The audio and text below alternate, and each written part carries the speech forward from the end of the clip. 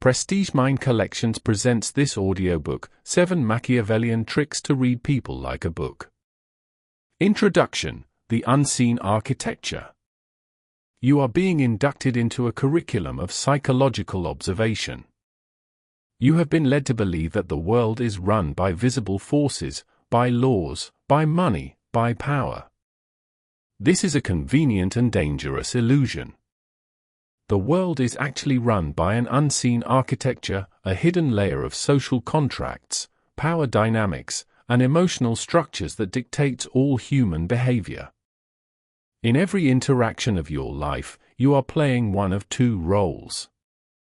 You are either the architect, the one who understands and designs this unseen reality, or you are the component, a brick, a wire, a passive element being used in someone else's design. This compendium is not a manual for self-help. It is a set of blueprints. It is a declassified operations manual for seeing, deconstructing, and ultimately mastering the psychological architecture that governs your life. If you believe that perception is a soft skill, you are mistaken. It is the only skill. It is the primary survival mechanism in a world that runs on influence, deception, and concealed motive. You are being offered knowledge that most confuse with cynicism, when in truth it is precise, amoral, strategic empathy. This is not therapy or sentiment, it is a disciplined curriculum for converting human behavior into reliable, predictive data. If you learn these methods, you will no longer be a victim of circumstance. You will see the scaffolding beneath the polished performance, the engine beneath the smile. If you ignore them, you will continue to be a component, shaped by other people's hidden agendas and paying the high price of that blindness. Power, in its most practical form, is the capacity to perceive before being perceived, to catalogue before you are catalogued. You will be trained to notice the micro-movements, the vocal tremors, and the timing anomalies that betray motive long before language can invent an alibi. You will learn to assemble patterns from fragments where others see only chaos. Each blueprint in this compendium functions as a lever, small in its application, but surgical and profound in its consequence. These tricks carry the name Machiavellian because they are honest about motive and efficient about outcome. They are not tools of cruelty, they are instruments of clarity. They are for your protection, your negotiation, and the preservation of your autonomy in a world of polished deceit. You will not be instructed to harm, but to see, to measure, and to choose with the cold economy of an operative. Every encounter you have will now become a data-gathering mission rather than a social ritual. The skills you acquire here are understated and precise, they reward restraint and punish theatricality. The first moments of any interaction are a diagnostic window, you will learn to treat them as such. You will learn that silence is not an absence, it is a tool. It is an architected void that you will use to create a pressure vacuum, compelling others to fill that space with their anxieties, their motives, and their confessions. You will learn that a person's ego, their keystone, is the one belief that holds their entire psychological structure together. You will learn to identify this keystone, not to flatter it, but to understand that to steer them, you must affirm it, and to break them, you must threaten it. You will learn to trace a person's compulsions, their personality, back to the hidden room of their unmet needs. You will see their hunger not as a flaw, but as the engine that makes their behavior entirely predictable. You will learn to frame-lock the conversation, architecting the context so that your opponent is forced to operate within your reality. You will learn that the human body cannot participate in a cognitive lie. It will always create a fracture, a gap between the spoken words and the physical truth. You will be trained to see this facade triangulation as clearly as a crack in glass. You will learn to deconstruct the master plan of those around you, identifying their true algorithm of calculated advantage. This is the path from being a pawn to being a player. But this knowledge is seductive, and it is unsettling, precisely because it is real. It comes with a burden. To see the machine so clearly is to lose the comfort of illusion. You will be exposed to the core, cynical, self-serving mechanisms that drive the people you love, the people you work for, and the people who govern you. You cannot UNC this architecture once it has been revealed. The final, and most critical, blueprint will be for the one person you can truly control. This compendium is a mirror. The ultimate act of Machiavellian mastery is not the manipulation of others, but the complete and ruthless deconstruction of yourself. You have been a component long enough. It is time to learn the craft. It is time to see the plans. Welcome to the Architect's Compendium. Chapter 1: The Foundation, the Law of the True State. This is the first blueprint. It is the concrete slab upon which all other analysis is built. You must internalize this before you can proceed. All human interaction is a structure. Like any physical building, it has a foundation. This foundation is a person's true state, their baseline reality, their emotional center of gravity, their authentic self when no one is watching. Most people, in their daily lives, build a facade on top of this foundation. They construct a personality, an identity, a social mask out of manners, etiquette, and the polite fictions of civilization. They believe this facade is the building. The amateur observer, the component, interacts with this facade. The Machiavellian architect tests the foundation. This brings us to the first, immutable law of our compendium. You cannot build on unstable ground. All deception, all nervousness, all hidden agendas, all lies, are a force of instability. A lie is not a static object, it is an active tremor. It is a fracture running through the concrete. Why is this so? Because the human nervous system is an honest, primitive machine. It is not designed for deception. It cannot participate in a cognitive lie without reacting.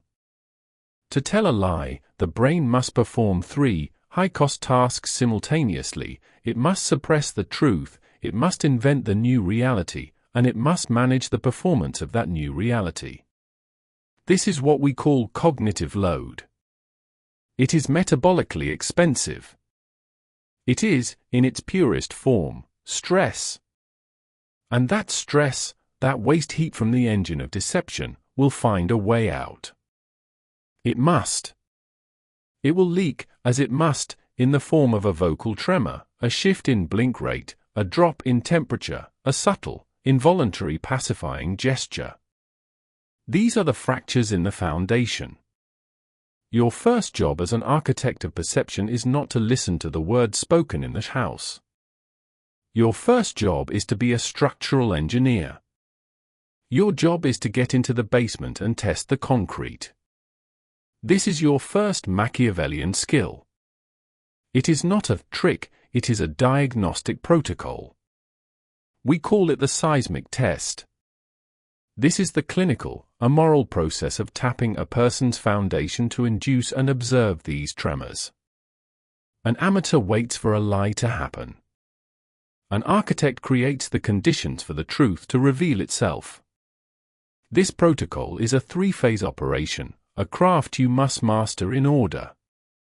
The first phase is the most critical and the most frequently failed. You must establish the baseline. You cannot detect a deviation if you have not clinically catalogued the norm. The baseline is the subject's true state when they are at rest, under no stress, and feel no need to perform. You must capture this data first.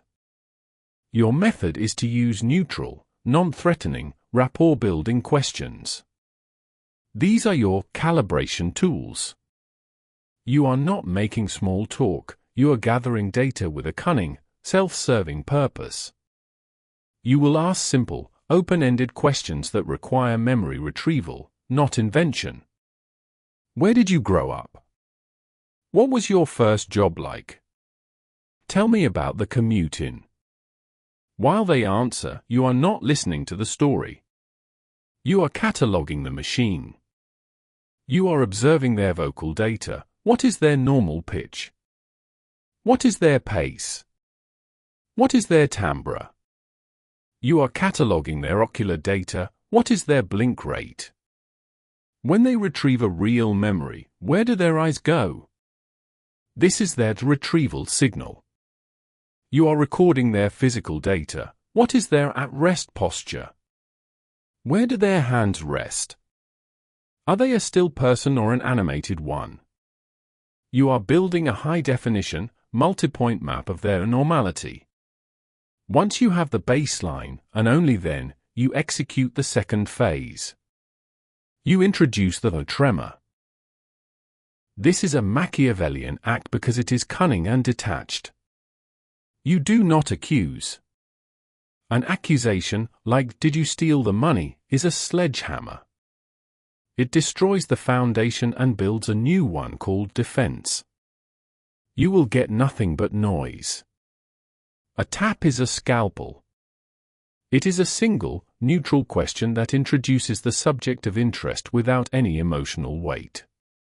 If the subject of interest is a person, e.g., Mr. Jones, you do not ask, "What do you think of Mr. Jones?" You ask, "I saw Mr. Jones's report from the Zurich meeting. What was the weather like in Zurich?" The weather is irrelevant. You have just introduced the tremor, Mr. Jones, and Zurich. Now, the third phase, you detect the fracture. You watch. You become an operator at a seismograph, waiting for the needle to jump. You are looking for a deviation from the baseline you just established. Did their vocal pitch rise? This is tension. Did their blink rate suddenly increase? This is cognitive load. Or, did their blink rate suddenly decrease to an unnatural, unblinking stare? This is overcompensation, a conscious, manipulative effort to control the tremor. Did their eyes move to a different location than their established retrieval signal? They are inventing an answer, not retrieving one. Did their hands move? Did they suddenly touch their neck? Their face? Rub their leg? These are pacifying gestures. The body is autonomously trying to soothe itself from the stress of the cognitive load. One deviation is an anomaly. A cluster of 2 or 3, a vocal shift, a pacifying gesture, and a blink rate change, all at the exact moment the tremor was introduced, is not an anomaly. It is a confession. It is a structural fracture. You have just detected, with a moral precision, that the foundation at that exact point is unstable. You now know precisely where to apply more pressure. This brings us to our schematic, because the amateur learns to detect a fracture, but the master learns to build one. To see this law in its most unsettling and thrilling application, we must deconstruct what happens when the entire foundation is a lie. Frank Abagnale Jr., Catch Me If You Can, is the ultimate Machiavellian architect of the false foundation. His case file is not a warning, it is a masterclass in offensive baseline construction. Abagnale's cunning was this: he understood that if your entire foundation is artificial, the only way to pass a seismic test is to believe the lie so completely that it becomes your new, stable baseline. He didn't build a lie, he inhabited a truth. He became the component. Let us deconstruct his immoral and manipulative technique. First, he used the armor of authority. Abagnale understood that 99% of people never run a seismic test. They assume the foundation is stable. He exploited this. His Machiavellian trick was to wear the foundation. The Pan Am pilot's uniform. The doctor's white coat. These are pre-built architectures of trust. They project a baseline of authority, competence, and stability before he ever speaks a word. He outsourced his credibility to the uniform. Second, he mastered the fly-as-truth protocol. Abagnale didn't just wear a uniform, he became the role. He would study for weeks, learning the lexicon, the gait, the concerns, the social tics of a pilot or a doctor. When he spoke as a pilot, he was a pilot. His body had no cognitive load to manage. He wasn't inventing, he was retrieving from the false character he had built. There was no tremor to detect. His lie became his baseline. This is the peak of emotionally detached, self-serving performance. Finally, he weaponized confidence to exploit the tester. His final self-serving trick was to reverse the seismic test. He understood that people are intimidated by authority. His confidence was so absolute, his foundation so seemingly stable, that he made the tester, the bank teller, the hotel clerk, feel unstable. They became afraid of insulting him. He weaponized their own social etiquette against them, manipulating them into not asking the one question that would have revealed the fracture. Abagnale is the exception that proves the rule. His entire life was a performance of structural integrity. He is the thrilling discovery that shows this blueprint can be used for deception just as easily as detection. But this brings us to the mirror. This is your first calibration, and it is the most critical. You cannot run a seismic test on anyone else until you can run one on yourself. You cannot detect a tremor in another if you are a tremor yourself. An anxious, unfocused, or needy observer contaminates the data. If you are unstable, your own tremors will be so loud you will never detect theirs. You will project your own anxiety onto them and call it intuition. This is a catastrophic failure. Your first subject is you.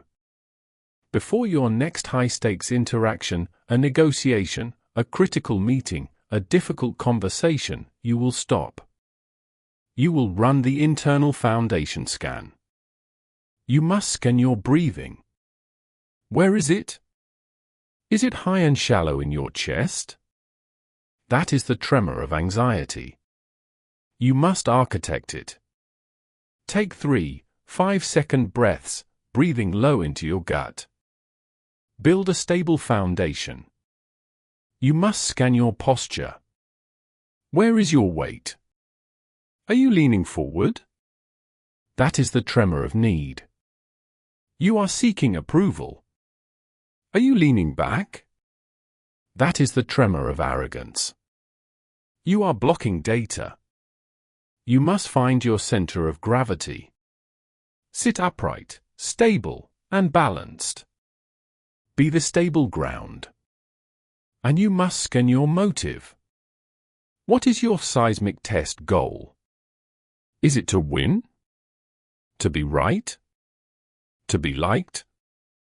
This is ego. This is noise. Your goal is one thing only, to see.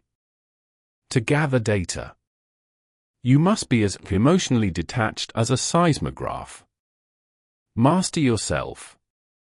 Become the stable ground upon which they reveal their instability. That is the first step. Chapter 2: The Negative Space, the Law of the Vacuum. If the first blueprint taught you to test the solid ground of the foundation, the second teaches you to master the air.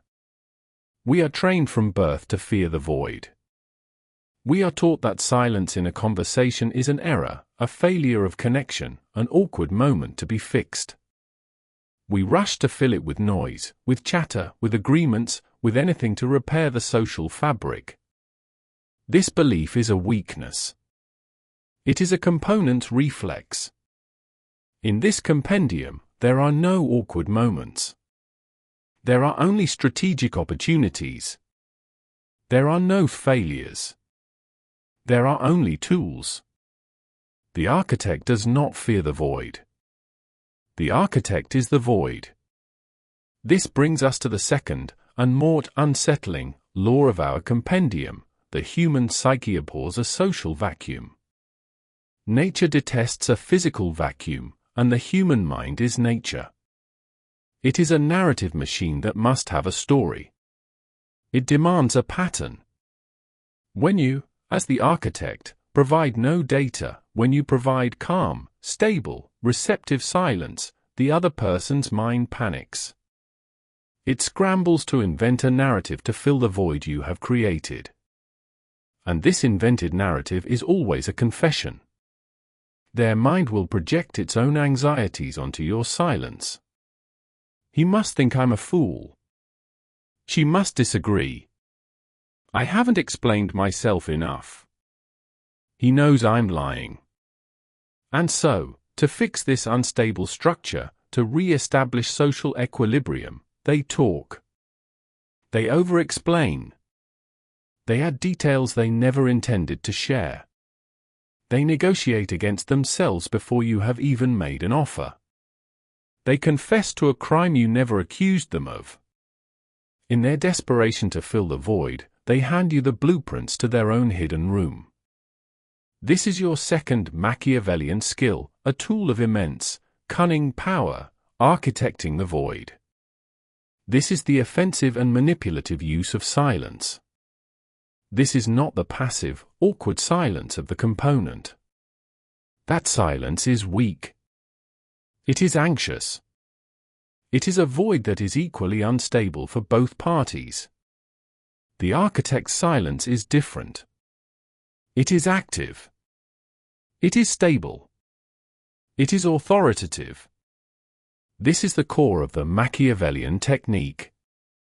You must design a pause that makes your silence feel more stable than their words. How? By using the foundation you built in the first blueprint. While you are silent, your foundation is perfect. Your breathing is calm and regulated. Your posture is at rest, centered, and stable.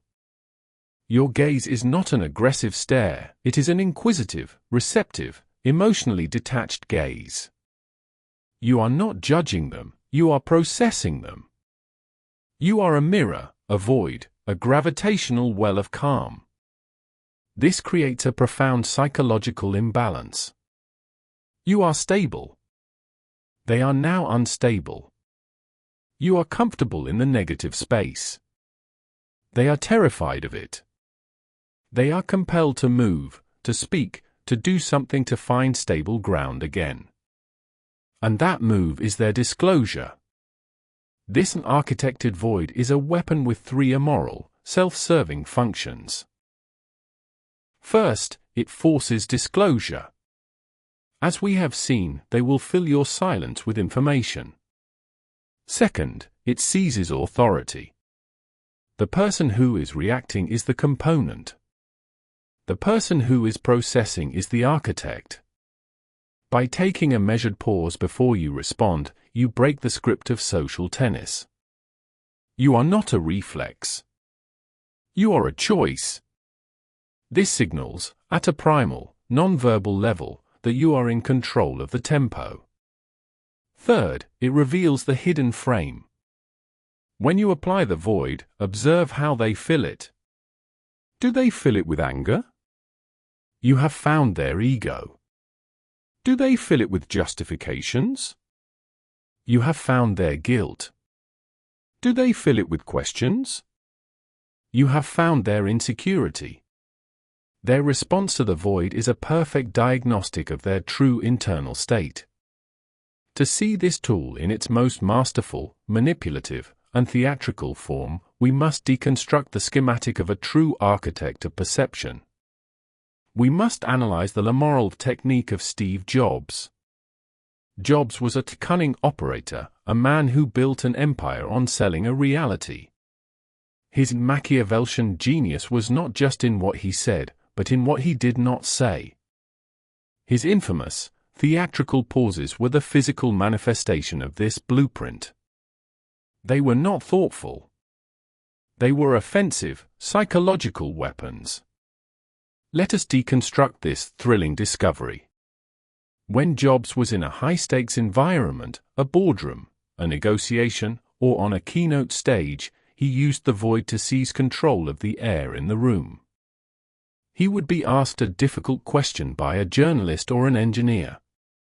The component's reflex is to answer immediately, to defend. Jobs would do the opposite. He would hold. He would lock his calm, unblinking gaze. He would let the silence stretch. 1 second. 3 seconds. 7 seconds. In that architected void, an unbearable psychological tension was built. The audience, the journalist, their critical faculties would disengage. They would hold their breath. They were unbalanced, waiting for the solution. And then, after he had architected this peak of instability, he would fill the void with his answer. And that answer, whether it was a self-serving deflection or a brilliant insight, landed with the force of a revelation. It felt profound. It felt like the truth. He manipulated the structure of the conversation to frame his words as gospel. This was the reality distortion field. It was not magic. It was structural engineering. It was a cunning, manipulative act of temporal dominance. He unbalanced his opponents, his audience, his own team, and then offered them his hand as the only stable ground. He was the architect. They were the components. He understood that the void is not an absence, it is a stage. And the one who controls the stage controls the play. Now, we turn the mirror. You have seen the law, the tool, and the schematic. You must calibrate this tool within yourself. This is your drill. It is simple to describe, and profoundly unsettling to perform. We call it the 3-second hold. In your next interaction, not one of importance, but one of practice, the other person will finish a significant statement. They will stop speaking and their eyes will look to you for a response. This is the cue. Your old, component reflex is to immediately nod, to say, aha, to fill that space to show you are listening. You will not do this. You will override that reflex. You will maintain your calm, stable, receptive gaze, and you will hold. You will count in your head, 1, 2, 3. You will do nothing. You will simply be the void. 2 things will happen. The first is external. You will observe the other person's fracture. You will see them become unstable. Their eyes will shift. They may fidget. And, most revealingly, they will almost always start talking again. They will add a clarification they were not planning to give. They will soften their position. They will reveal their anxiety. They have just failed that seismic test, and all you did was nothing. The second thing that will happen is internal. You will feel the immense psychological pressure to break the silence. You will feel the social panic rising in your own chest. This is the true test. This is the self-mastery. You must master that pressure. You must train yourself to be more comfortable in the void than your opponent. The person who controls the negative space controls the entire structure. You are not just learning to read people. You are learning to architect the reality in which they are read. Chapter 3, The Frame, the Law of Context. You have learned to test the foundation. You have learned to master the void. You have been trained as an observer, a diagnostician of the unseen architecture. Now, your training pivots. You will now be trained as an architect. You will learn to build. The first 2 blueprints were defensive, this one is offensive. It is the first Machiavellian tool in this compendium for imposing your will on reality, and it is the single most powerful technique of influence that exists. Amateurs try to win arguments. Architects design them. This brings us to the third, and most potent, law of our compendium: a person's conclusion is dictated by the frame they see it through. Whoever controls the context controls the outcome. The human mind is a processing machine, but it cannot process raw data. It must interpret data. And that interpretation is governed entirely by the frame, or context, the data is presented in. That frame lock is the Machiavellian act of seizing this context. You do not win the argument. You define what the argument is about. You force the other person to operate, to think, and to argue inside the reality that you have built for them. This is a cunning and immoral shift in strategic thinking. The component enters a room and reacts to the existing frame. If their boss says, "You missed this deadline," the component accepts the frame, which is failure and blame, and argues from within it, making excuses, getting defensive. They have already lost. The architect rejects the frame. They immediately architect a new one. Till you missed this deadline, the architect reframes. This isn't a discussion about one deadline, this is a strategic debrief on a workflow capacity issue. Do you see what just happened? The frame has shifted. It is no longer the blame. It is now a logistics. The architect has seized control of the context. The boss is now forced to leave their frame and enter the architect's frame. The architect is now leading the conversation. This is the essence of manipulation in its purest, most emotionally detached form. This is your third Machiavellian skill, the frame lock. This is a protocol for seizing the narrative. It is a self-serving act of narrative warfare. The frame lock must be applied first. The person who frames the interaction first wins. The component reacts, the architect acts. The tool is language. It is the naming of the situation. This isn't a fight, this is a calibration. This isn't a moral failure, this is a technical problem. This isn't a rejection, this is a data point. By naming the reality, you create it. You framelock your opponent into your structure. This is cunning because it bypasses their critical thinking. They are so busy processing the new frame that they do not realize their old one has been dismantled. This is emotionally detached because you are not reacting to their emotional state, their anger, their fear, their accusation. You are invalidating it by supplying a new, logical, immoral frame that redefines the entire interaction. To see this tool in its most masterful, immoral, and profitable form, we must deconstruct the schematic of the man who architected modern entertainment. He was a master of the frame lock, a man who understood, with cynical precision, that the public does not want truth. They want a story. They want a frame that gives them permission to be entertained. We must analyze the case file of P.T. Barnum. Barnum is the original Machiavellian architect of American perception. He is the thrilling discovery that proves this blueprint. He never sold a product. He never sold a hoax.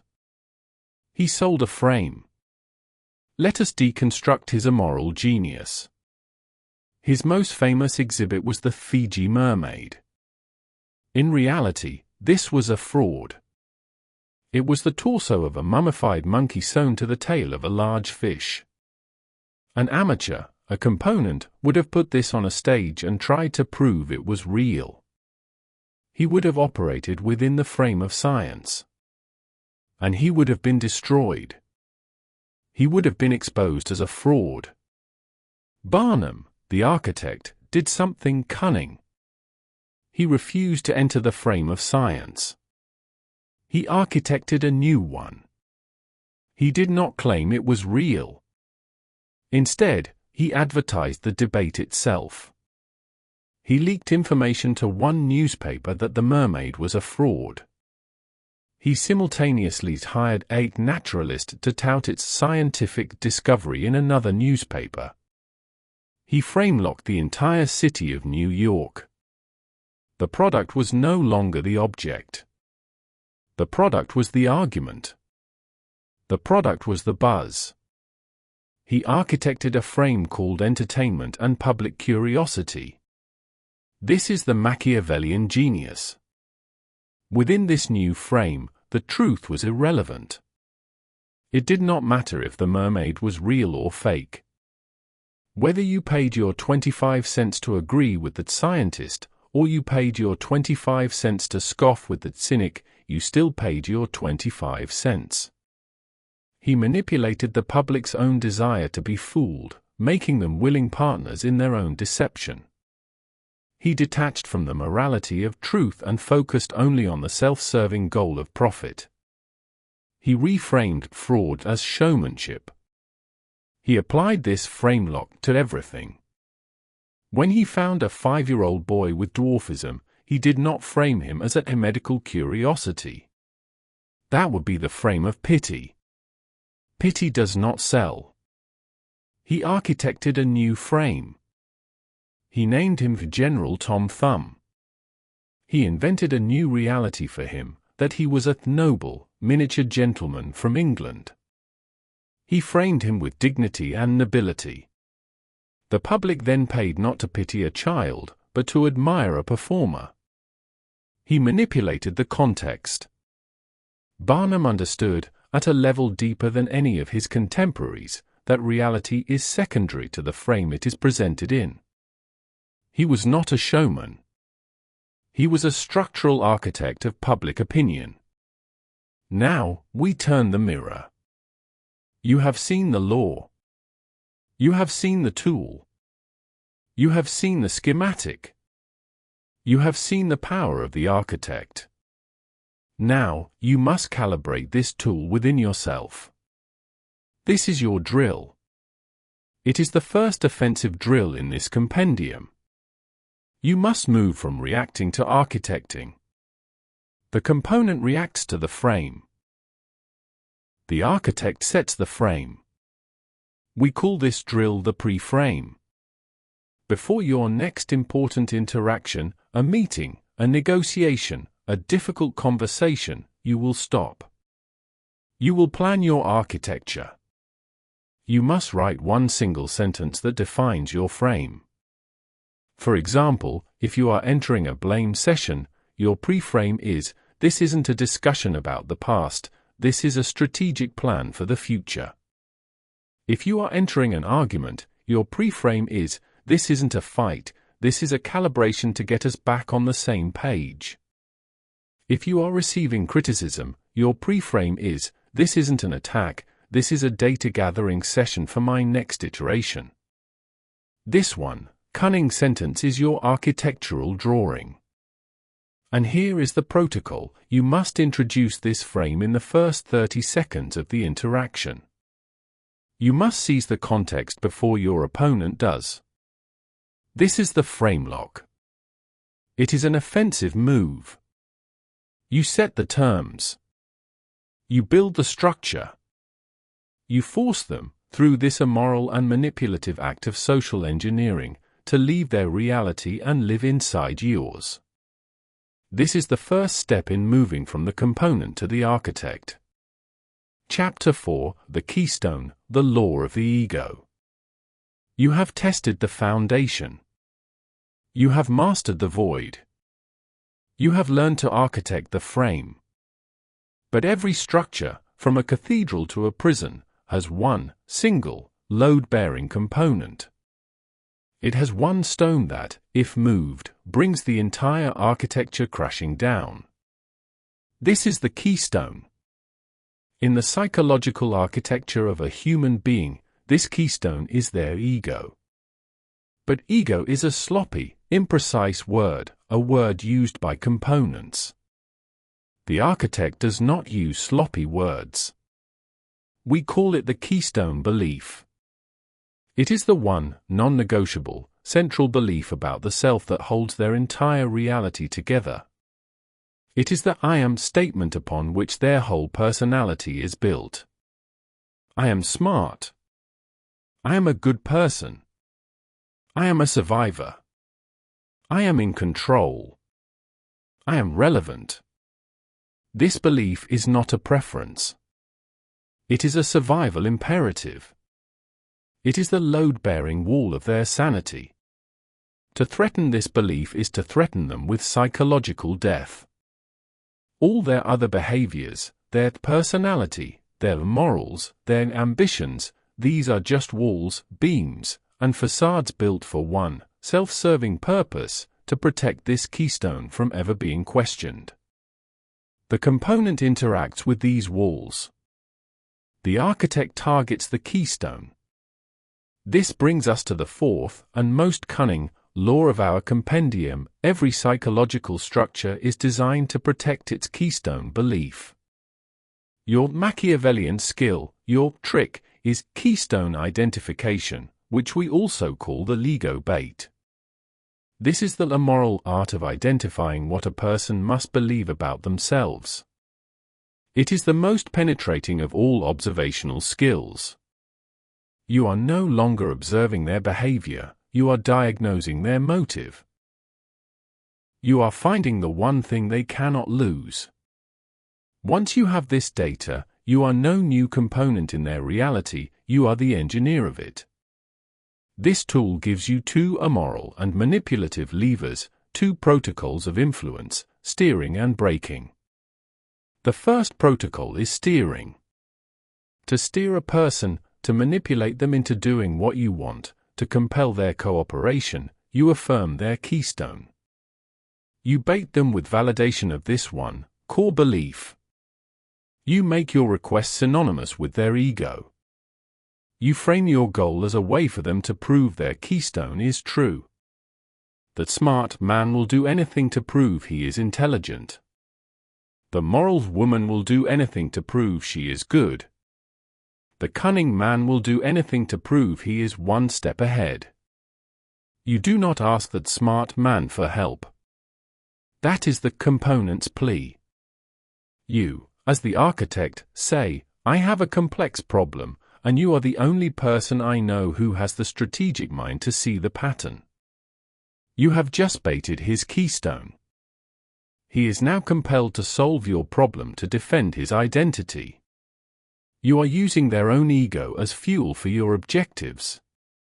This is the essence of seeing others as a means to an end.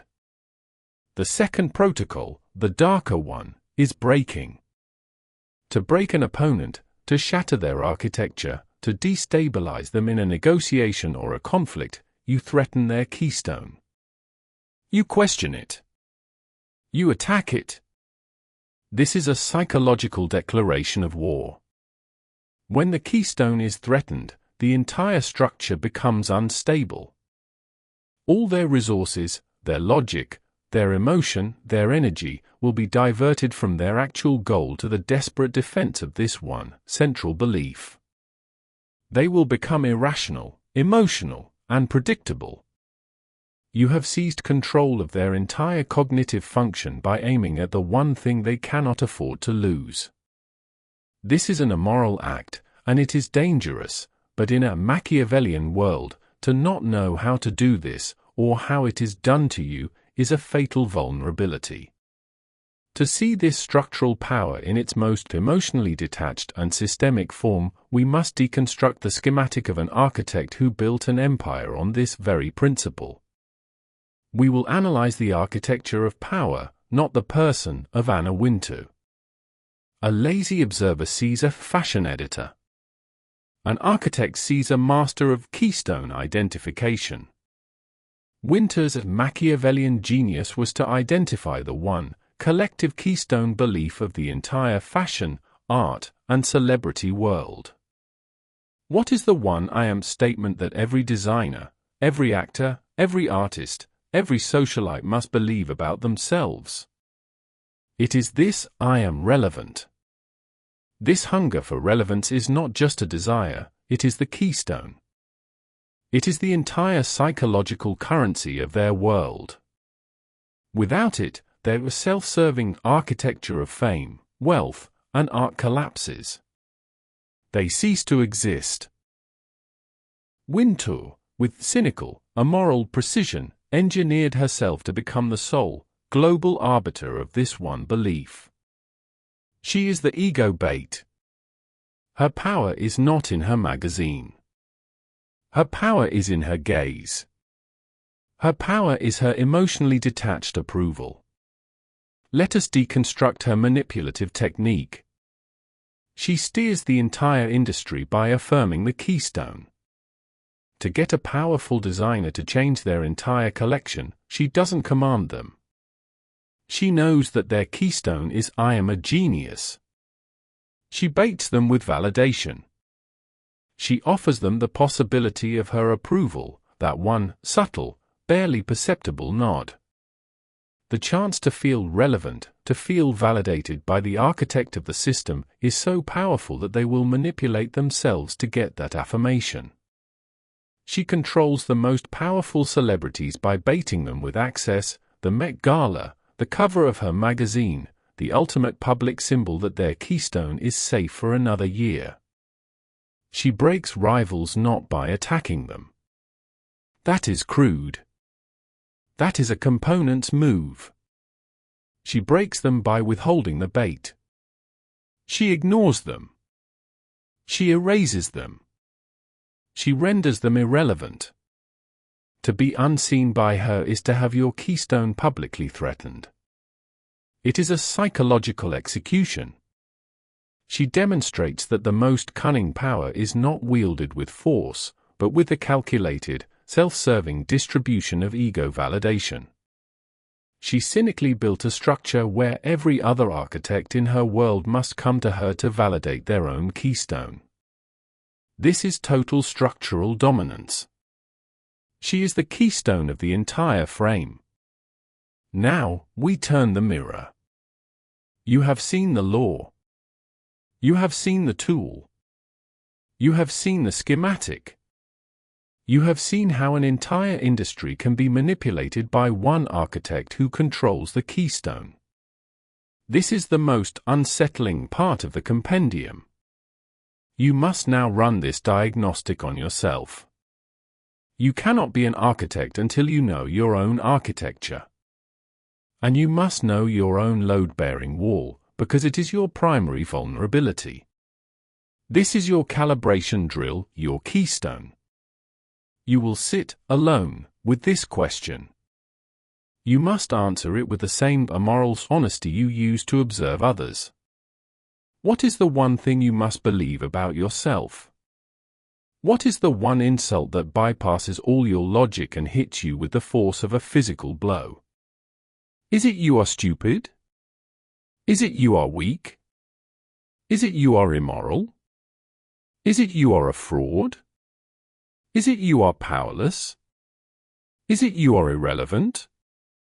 Be precise. Find the exact word. That is your keystone. That is the belief your entire personality has been architected to protect. It is your central vulnerability. A rival architect would use this against you. They would bait you with it. They would threaten it to control you. But you are not a component. By seeing your own keystone, you master it. You can now rebuild your own architecture. You can reinforce that wall. This is the true Machiavellian act. Not the manipulation of others, but the structural, emotionally detached re-engineering of the self. Chapter 5, The Hidden Room, the Law of the Unmet Need. You have deconstructed the keystone, the single belief an architecture is built to protect. Now, you will learn to map the engine that powers it. You will learn to see the hunger. The component, the amateur observer, believes that human behavior is a series of choices and preferences. They believe a person's personality is an identity. This is a profound, foundational error. It is the illusion of choice. The architect understands the Machiavellian truth: all human behavior is a search pattern. It is not random. It is a systematic, often compulsive, and entirely predictable search for a missing emotional nutrient. Your personality is not who you are. Your personality is a map of your compulsions. It is the strategy you developed as a child to get the one thing you needed and could not find: validation, security, or control. This brings us to the fifth law of our compendium: every compulsive act is a map to a hidden room. This hidden room is the one space in the architecture of the self that was never finished, never furnished. The one unmet need. The entire self-serving engine of personality is a relentless, lifelong search to fill this one empty room. The man compulsively driven to amass wealth is not searching for money, he is searching for the security that poverty took from him. The woman compulsively driven to gossip is not malicious, she is searching for the relevance and status she lacks. The workaholic is not dedicated, he is fleeing the emptiness of a hidden room he dares not enter. To the architect, there is no such thing as random behavior. There is only the search pattern. This is your fifth Machiavellian skill, the search pattern trace. This is the clinical skill of deconstructing a person's personality and tracing their cunning compulsions back to the source. You will stop judging the behavior. Judging is a component's reflex. You will start diagnosing it. This is the immoral fact of the architect. You will ignore the facade of the action and identify the emotional nutrient it is designed to acquire. Every human searches for one of three primary nutrients. Control, the need to master their environment and eliminate chaos. Validation, the need to be seen, affirmed, and valued. Security, the need to feel safe and eliminate risk. Your job as an architect is to watch a person's compulsive search pattern and diagnose their primary hunger. The gossip hungers for validation. The micromanager hungers for control. The hoarder hungers for security. This is the secret. This is the thrilling discovery. Once you know their hunger, you own their algorithm. You can predict their every move. You can steer them by offering them their nutrient. You can break them by threatening to take it away. You are seeing the engine of their entire architecture. To see this law in its purest, most emotionally detached, and cynical form, we must deconstruct the schematic of an architect who weaponized this principle on a global scale. We will analyze the algorithm of Mark Zuckerberg. To the component, the facade is connecting the world. This is the frame, from Blueprint 3. This is the altruistic mission statement. The architect ignores this noise. The architect traces the search pattern. What is Zuckerberg's compulsive behavior? What is his relentless, lifelong search pattern? It is not for money, that is a byproduct. It is not for fame, he is notoriously private and awkward.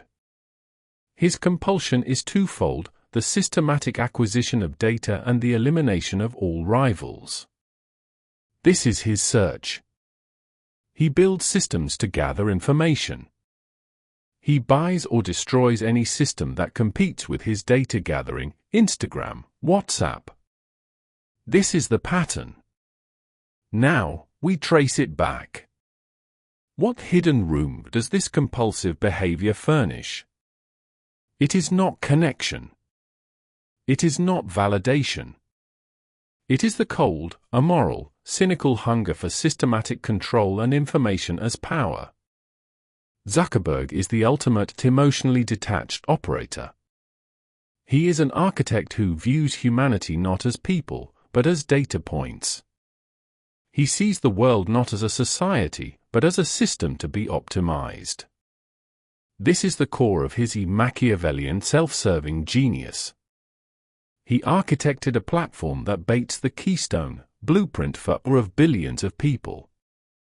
He knows that your hidden room is a hunger for validation. I am seen, I am relevant. He cunningly built a free validation machine, Facebook, Instagram. He offers to furnish your hidden room, and in exchange for this emotional nutrient, you willingly hand over the one nutrient he craves, your data. This is a masterpiece of immoral architecture. He manipulates billions of people by exploiting their own unmet needs. He uses your search pattern as the fuel for his. He is the ultimate schematic of seeing others as a means to an end. He is the algorithm. He does not participate in the social structure, he observes it, logs it, quantifies it, and sells the blueprint of it to the highest bidder.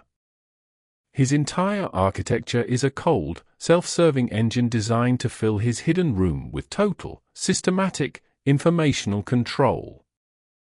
Now, we turn the mirror. You have seen the law. You have seen the tool. You have seen the schematic. You have seen how the most powerful architect of the modern world built his empire by tracing and exploiting the search pattern of all of humanity. This knowledge is power. But as always, it begins with you. You must deconstruct your own architecture first. You must find your own hidden room.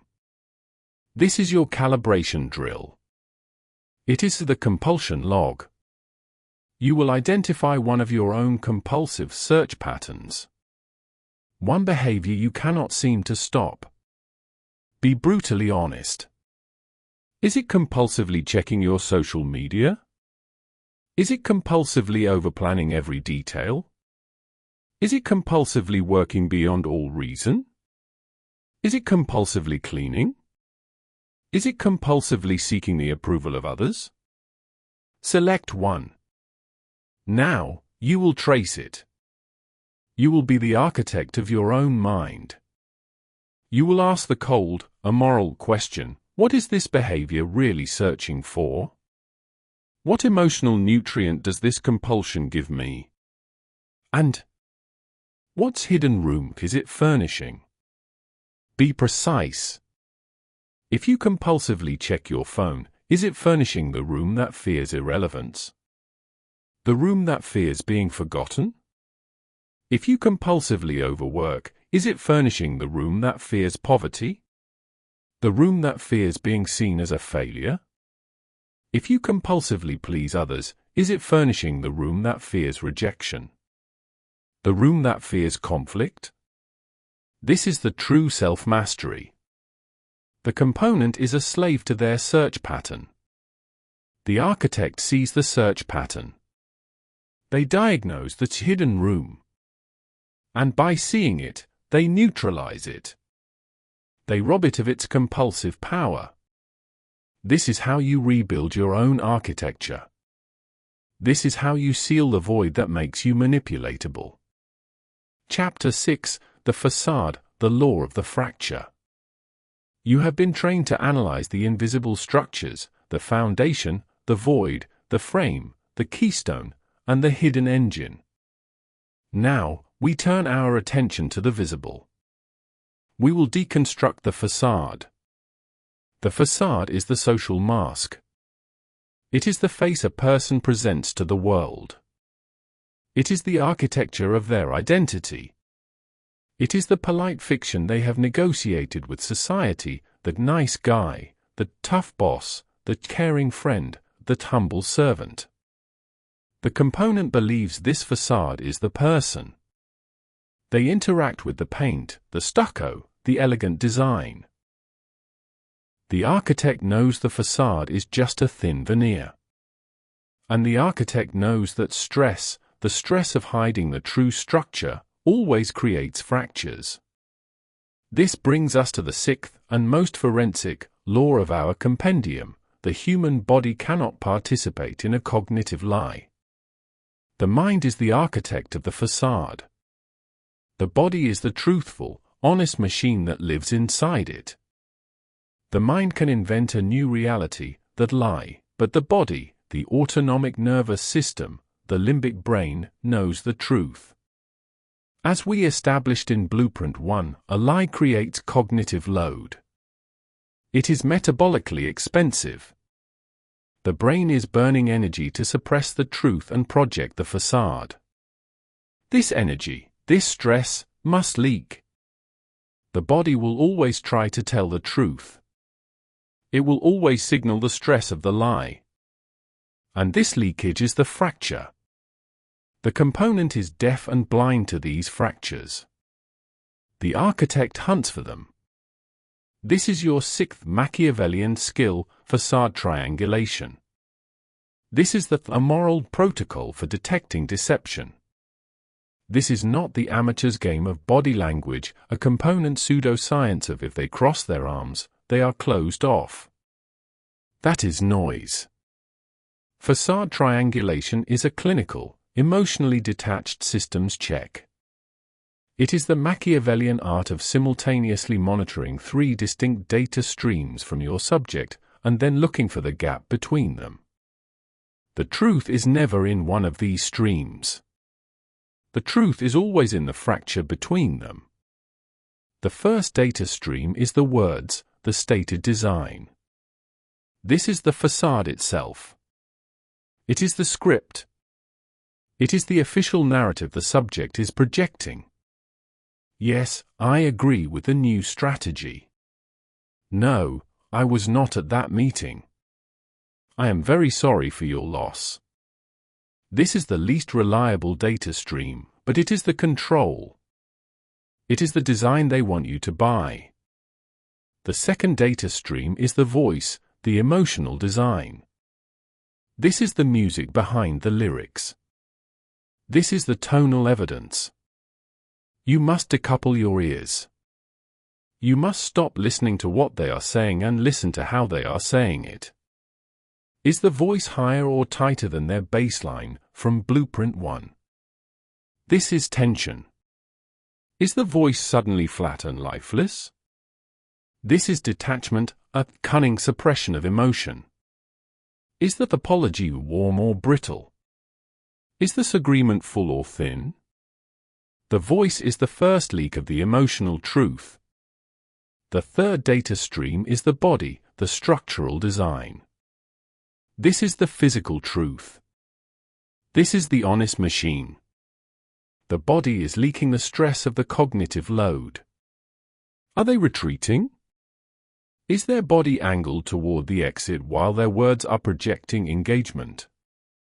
Are they performing pacifying gestures, the hand unconsciously rubbing the neck, touching the face, straightening a tie?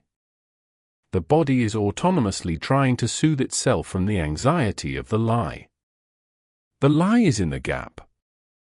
The fracture is the truth. The architect is always triangulating. Example. The subject's words, stream 1, say, yes, I am happy to help. But their voice, stream 2, is cold and flat. And their body, stream 3, shows a micro-expression of contempt that flashes for 1/5 of a second. The component hears the yes and moves on. The architect sees the fracture. The architect knows the yes is a lie. The architect knows this person is not an ally, they are a problem.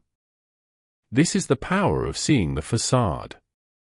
To see this blueprint in its most cunning and thrilling application, we must deconstruct the schematic of a master of deceptive architecture.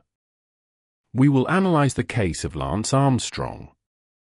This is the master class in facade construction. Armstrong's Machiavellian genius was not in hiding the lie, his doping. His genius was in building a facade so powerful, so morally unassailable, that it blinded the entire world to the fracture. Let us deconstruct this immoral masterpiece. What was Armstrong's facade? It was not great athlete. That was secondary. His architected facade was moral icon and cancer survivor. He built an unbelievably strong emotional architecture, the LIVESTRONG foundation, the yellow bracelet, the story of survival. This was not just a story, it was a weapon. It was a shield. Now, look at the fracture. The fracture was structural. It was logical. His performance, his superhuman conquest of the most grueling sport on Earth, 7 times in a row, was statistically impossible. It defied the laws of human biology. This fracture was obvious to other architects, rival cyclists, cynical journalists. Here is the Machiavellian genius. When anyone pointed at the fracture, the impossible statistics, the rumors, what did Armstrong do? He did not defend the fracture. He did not argue the science. He knew he would lose in that frame. Instead, he used the framelock, Blueprint 3, and weaponized his facade. He reframed their factual inquiry as a moral attack. He did not say, "Your data is wrong." He said, "How dare you attack a cancer survivor?" He said, "You are cynical. You are destroying hope for millions." He manipulated the public, the components, into defending his moral facade against the structural truth. He cunningly exploited the public's own hidden room, their need for heroes. He weaponized his facade to destroy the lives and careers of anyone who pointed at the crack. This is a ruthless, self-serving, immoral strategy. The facade only collapsed when the structural fracture became too large to ignore, when dozens of other architects, teammates, doctors, all came forward with their own data. The combined weight of the truth finally shattered the facade. He is the ultimate schematic for deceptive architecture. He proves that the strongest Machiavellian facade is not one of denial, it is one of superior, weaponized morality. Now, we turn the mirror. You have seen the law. You have seen the tool. You have seen the schematic. You must calibrate this skill. The component is seduced by words. The architect learns to decouple the data streams. This is your drill, the tonal audit. It is simple. It is profound. In your next conversation, you will force your brain to ignore the words. You will listen only to the tone. You will listen to the music, not the lyrics. The words say, "I'm so excited about this project." But what does the music say? Is the tone flat? Tired? Thin? The words say, "I'm fine." What does the music say? Is it brittle? Pressurized? Higher than their baseline? You will practice this disassociation. You will practice listening to the emotional design separate from the stated design.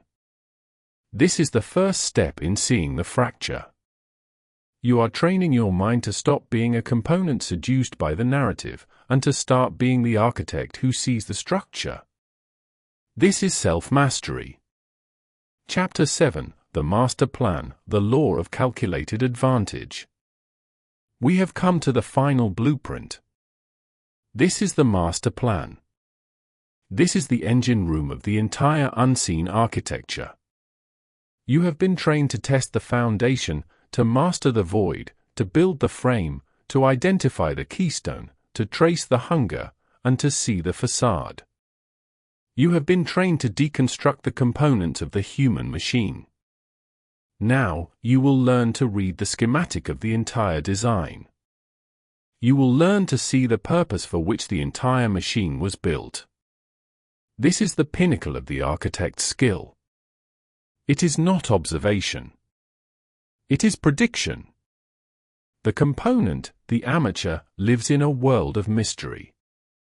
They are constantly surprised by the actions of others. They are shocked by betrayal. They are confused by irrationality. They cannot predict what will happen next. This is because the component believes the facade. They believe that people are a collection of random, contradictory feelings: love, loyalty, morality, greed, passion, hate. They see only the noise. The architect hears only the signal. The architect knows the most unsettling and seductive truth of all: there is no such thing as irrational behavior. This brings us to the seventh and final law of our compendium: morality is a variable, not a constant. The true master plan of every human being is a survival algorithm, designed purely to maximize perceived gain and minimize perceived loss. This is the only thing that is real. Everything else, morality, loyalty, love, ethics, is a tool. It is a strategy. It is a facade, blueprint 6, that the algorithm uses when it calculates that using it will serve its primary directive. The Machiavellian truth is that all behavior is economic. It is all a calculation of advantage. It is always self-serving. The architect understands this amoral, cynical fact. The component calls it cynicism. The architect calls it math. This is your final Machiavellian skill, the one that integrates all the others, the algorithm of motive. This is the art and science of prediction. You will stop guessing at motives. You will start calculating them. The greatest failure of the component is projection. The component assumes that other people run on the same algorithm they do. They project their own variables: I value honesty, I value loyalty, I value family, onto others. And then, when the other person's algorithm proves it values status over loyalty, the component is shattered. They call it betrayal. The architect calls it a failed diagnosis. The architect never projects. The architect is emotionally detached. The architect deconstructs the other person's algorithm. This is the skill. You must identify their true variables. Not what they say they value, the facade. But what their actions, their search pattern, blueprint 5, their keystone, blueprint 4, prove they truly value. What is their primary variable? What is the one metric their algorithm is designed to maximize? Is it status, the need for relevance, fame, rank? Is it security, the need for safety, stability, the fear of loss? Is it validation, the need for approval, acceptance, love? Is it control, the need for order, dominance, power? Is it pleasure, the need for novelty, sensation, ease? You find this primary variable. You diagnose how they weight it. And suddenly, the future opens to you. You no longer guess. You calculate. You see the move before it happens. You know that the man whose primary variable is status will always sacrifice loyalty if offered a promotion. It is not a possibility, it is an inevitability. It is math. You know that the person whose primary variable is security will never take the risky opportunity, no matter how much they say they want it. Their algorithm will not let them. This is the power of the architect. This is seeing others as a means to an end. You are seeing their entire master plan. To see this law in its most pure, immoral, cynical, and self-serving form, to see an algorithm so perfect it conquered the world, we must deconstruct the schematic of Jeff Bezos. He is the algorithm. The component sees Amazon. The architect sees a flawless, Machiavellian equation running on a global scale. His master plan, the flywheel, is beautiful in its brutal, emotionally detached logic. Let us deconstruct this masterpiece of structural engineering. What did Bezos, the architect do? He began not by building a product. He began by deconstructing the customer's own algorithm. What is the customer's master plan? What are our true variables? Bezos knew. He calculated, with cynical precision, that the modern human's algorithm is ruthlessly self-serving. It is, I want the most variety of things, for the cheapest possible price, delivered in the fastest possible time. That is our algorithm. Bezos built a system whose only function is to feed that algorithm. This is the Machiavellian genius. He knew, cynically, that our algorithm, cheap, fast, easy, is stronger than our morality. He bet that we would talk about supporting local businesses, that we would worry about warehouse conditions, but that when it came time to act, our algorithm for convenience would always win. And he was right. He architected a structure that exploits our own calculated advantage. He manipulates us by giving us exactly what our own immoral algorithm craves. This is total control. He weaponized our own self-interest to achieve his own ultimate, self-serving goal, total market dominance. It is pure, emotionally detached logic. Everyone is a means to an end. The customer is a means, a data point in the algorithm. The employee is a means, a cost variable in the algorithm. The supplier is a means, a leverage point in the algorithm. The only end asterisk is the algorithm's own expansion. He built a structure where our own master plan compulsively feeds his. Now, we turn the mirror for the last time. This is the final calibration. This is the most unsettling drill in the entire compendium. You must deconstruct your own master plan. The component lives in self-deception. They build a facade of morality for themselves. They invent noble reasons for self-serving actions. I took this job for the challenge. I'm in this relationship for love. I moved for the culture. The architect cannot afford this lie. You must be as ruthless with yourself as you are with others. This is the algorithm test. You will analyze one of your own recent, major decisions, a job, a relationship, a move. You will deconstruct your own algorithm. Be brutally, cynically honest. What was the true primary variable that tipped the decision? Was it really love, or was it fear of loneliness, security? Was it really passion, or was it the need for status? Was it really morality, or was it fear of social judgment, validation? Was it the challenge, or was it the need for more control? You must be honest. The architect must know their own engine. This is not about shame. Shame is a component's emotion. This is about clarity. This is true self-mastery. Why?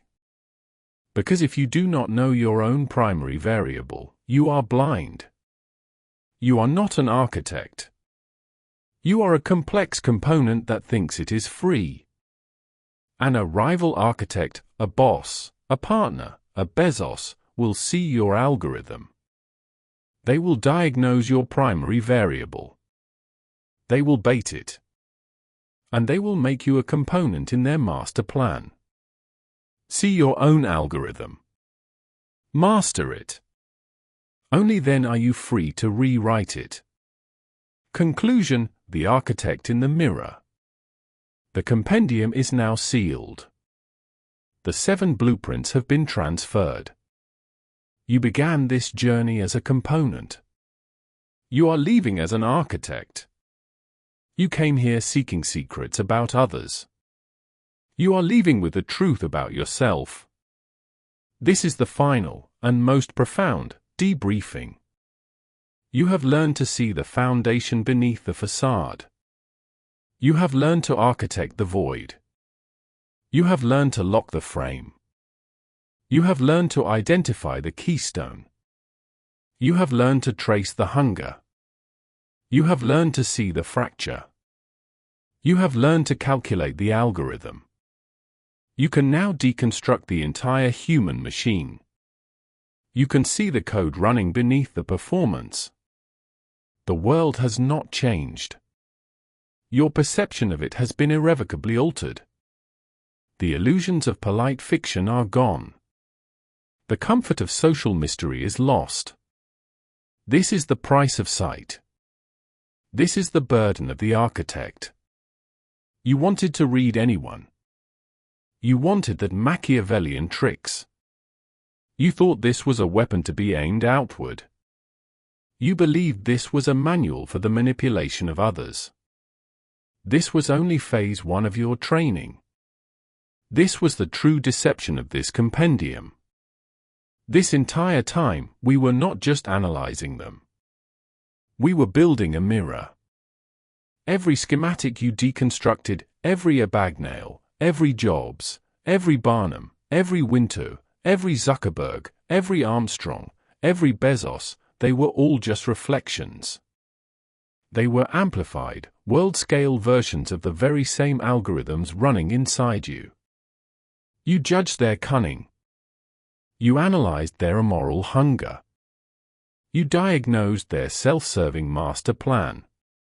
And in doing so, you trained your mind to see it in yourself. This is the architect's paradox.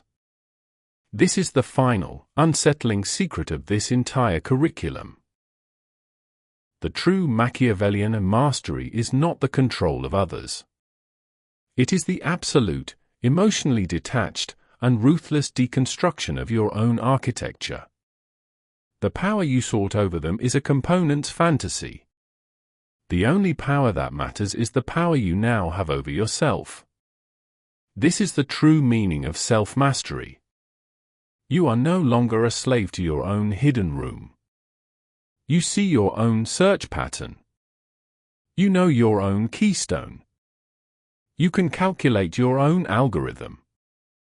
The architect is not a tyrant. The architect is free. This is the end of the lesson. And the beginning of the work. You came here for tricks to read a book. You learned, instead, how the book was written.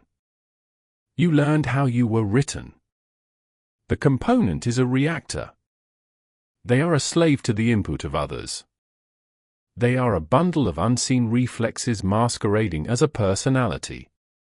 An insult triggers their ego. A threat triggers their fear. Flattery triggers their vanity. They are a machine being operated by anyone who knows where the buttons are. The architect, the one who has completed this compendium, the one who has done the calibrations, is different. The architect observes the input. The architect feels the signal, the anger rising, the ego flaring, and instead of reacting, they catalog it. They ask, there. That is my keystone. It is being threatened. They see their own master plan algorithm attempting to run its old, self-serving code. And then, the architect chooses. That is freedom. That is power. Not controlling their move, but mastering your response. This site is isolating. You must be prepared for this. You will sit in meetings and you will see the architecture in real time. You will see the frame locks being attempted. You will see the ego baits being deployed. You will see the desperate search patterns for validation. You will see the fractures in the facades. You will see the immoral algorithms running beneath the polite veneer of everyone in the room. And you will be the only one who sees it. You will feel like an operator behind a one-way mirror, watching components collide. This is the burden of clarity. The final question is what you will do with this knowledge. You see the machine. You see the cynical engines that drive civilization. You have seen the immoral core of human motivation. You can choose to be the cynic. You can choose to be the manipulator. You can use this compendium to become a more effective tyrant. That is the dark triad path. That is the path of the component who gains power but never masters the self. Or, you can choose the harder path. You can choose to be the architect. You can use this site not just for prediction, but for understanding. You can use it not just for manipulation, but for strategic empathy, the immoral understanding of why people are what they are. You can see the hunger behind the bully. You can see the keystone fear behind the arrogance. This does not excuse them, but it does disarm them. It neutralizes their power over you. It gives you the clarity to act without rage. This compendium is complete. But your training is not. This was level 1. This was detection and deconstruction. The next level is design. If you are ready to move from being an analyst of the structure to being an architect of your own, if you are ready to learn the blueprints for influence, persuasion, and strategic design, then your next briefing is waiting. Subscribe to the Prestige Mind Collections. It is not as channel. It is your induction. It is the only place you will find the rest of this curriculum. And one final directive. This knowledge is power. Do not hoard it. Share this transmission. Share this audiobook. Not as a video, but as a diagnostic tool. Send it to one other person in your life who still thinks they are a component. The greatest act of an architect is to show another prisoner the blueprint of the prison. You have the blueprints. You can see the unseen architecture. The final question is not what you will build for others. It is what you will rebuild within yourself. Deconstruct your own prison. And then, begin to design.